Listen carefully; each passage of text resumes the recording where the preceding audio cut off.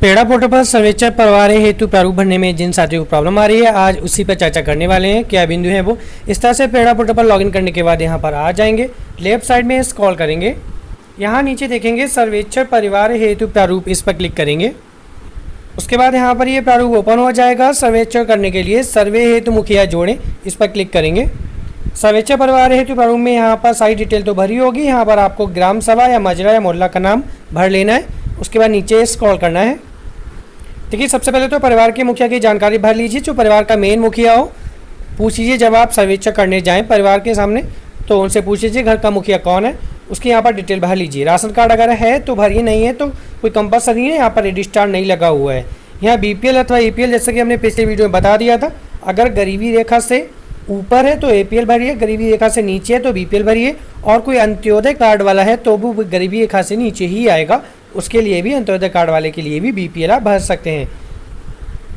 परिवार के मुखिया की जानकारी भरने के बाद नीचे स्क्रॉल करेंगे। अब आपको यहाँ पर परिवार के सदस्यों की जानकारी देनी है। सबसे पहले आप उस परिवार के मुखिया से परिवार के सदस्यों के बारे में पूछ लीजिएगा कि परिवार में कितने सदस्य हैं। परिवार में मान लीजिए यहाँ 3 सदस्य हैं, 4 सदस्य हैं, तो नंबर ऑफ कैंडिडेट वो जिनकी उम्र 14 वर्ष से ज़्यादा है उससे पूछेगा 14 वर्ष से ज़्यादा कितने कैंडिडेट हैं आपके घर में। मान लीजिए यहाँ पर 3 कैंडिडेट है तो हमने यहाँ पर 3 भर दिया। जैसे यहाँ पे 3 भर दिया तो यहाँ पर देखेंगे 3 कॉलम ओपन हो जाएंगे। ठीक है, अब उन कैंडिडेट का नेम भरना है बारी बारी से। जो 14 वर्ष से ज़्यादा के हैं उसका नाम, आयु, यहाँ पे लिंग यानी उसका मेल है, फीमेल है, ट्रांसजेंडर है, जो भी चूज कर लीजिएगा। उसका मोबाइल नंबर, वैवाहिक स्थिति, वो मैरिड है, अनमैरिड है, विधवा है, विदुर है, तलाकशुदा है या अलग, इनमें से ऑप्शन चूज कर लीजिएगा।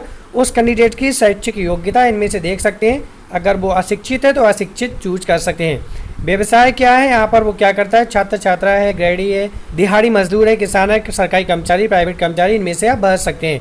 उसके बाद मेन प्रॉब्लम आ रही है यहाँ पर मुखिया से संबंध। तो यहाँ पर देखिए, जैसे कि यहाँ पर आपने उस मुखिया के बेटे का नाम भरा तो यहाँ पर मुखिया से संबंध में क्लिक करेंगे तो यहाँ पर आएगा उसका पुत्र आएगा। यहाँ पर देख सकते हैं पुत्र भरेंगे। ठीक है, अगर आपने यहाँ पर उस मुखिया की बेटी का नाम भरा तो यहाँ पर पुत्री आ जाएगा, यहाँ पर देख सकते हैं। ठीक है, अगर मुखिया की यहाँ पर जैसे बहू होती है, पोती है, नाती है, ठीक है, पोता है, यहाँ पर देख सकते हैं ससुर है या सास है, तो यहाँ पर देख सकते हैं माता या पिता है। तो इस तरह से आपको भरना है, ध्यान रखना है। मतलब जो कैंडिडेट मुखिया के रिलेशन में जो लगता है वही रिलेशन आपको यहाँ से चूज कर लेना है। अगर यहाँ पर आपसे नंबर ऑफ कैंडिडेट ज़्यादा हो गए तो रिमूव पर क्लिक करके हटा भी सकते हैं। उसके बाद नीचे बच्चों की जानकारी देनी है, उनसे पूछ लेना है कि आपके घर में 0 से 14 वर्ष तक के कितने बच्चे हैं। मान लीजिए अगर 2 बच्चे हैं या 3 बच्चे हैं तो उनकी संख्या भरते ही इसके पर टैप करेंगे तो यहाँ पर कॉलम ओपन हो जाएंगे। उसके बाद बच्चों की जानकारी देनी है, बच्चे का नाम भरना है, आयु, लिंग, मेल है, फीमेल है, इस तरह से ये भरेंगे। पिता का नाम, माता का नाम और मुखिया का संबंध। उन बच्चों का भी देख लेना है कि मुखिया का संबंध क्या है, यानी बच्चे होंगे तो सिंपल सी बात है, यहाँ पर देख सकते हैं नीचे स्क्रॉल करके वो पोता होंगे या पोती होंगे, नाती या नातिन। ठीक है, अगर मुखिया माता पिता ही है तो पुत्र या पुत्री भी हो सकते हैं, इस तरह से। ठीक है, बच्चों की कैटेगरी में है तो बच्चों की कैटेगरी में आपको इनमें से ही ऑप्शन मिलेगा। यहाँ पर पुत्र पुत्री, पोता पोती, नाती नातिन, इनमें से ऑप्शन आपको चूज करना है मुखिया से संबंध से। ठीक है, उसके बाद यहाँ पर दिया गया कि बच्चा किसी विद्यालय में नामांकित है या नहीं, उसके हिसाब से यहाँ चूज कर लेंगे। अगर है तो यहाँ पर क्लिक करेंगे, नेक्स्ट कॉलम हो जाएगा ओपन। यदि हाँ तो कक्षा कौन सी क्लास में नामांकित है, मान लीजिए क्लास 5 भर दिया। विद्यालय के प्रकार कैसा है, किस विद्यालय में पढ़ता है, सरकारी या प्राइवेट, जो भी है आपका भर दिया।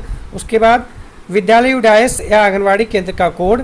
यहाँ पर देखिए, अगर प्राइवेट होगा तो यहाँ पर आपको उस विद्यालय का कोड अगर पता है तो यहाँ पर भरिए, नहीं तो ये विद्यालय का UDAIS कोड या आंगनवाड़ी के केंद्र का कोड ये ज़रूरी नहीं है, यहाँ पर रजिस्टर नहीं लगा है, आप इसे खाली भी छोड़ सकते हैं। उसके बाद उस विद्यालय का नाम भर दीजिए, चाहे सरकारी विद्यालय हो या प्राइवेट। उसके बाद यहाँ पर सारी डिटेल भरने के बाद फाइनली सबमिट कर देंगे। अगर कोई बच्चा ज़्यादा ऐड हो गया है तो उसे रिमूव पर क्लिक करके हटा भी सकते हैं। तो इस तरह से आप मुखिया से संबंध भर सकते हैं आसानी से।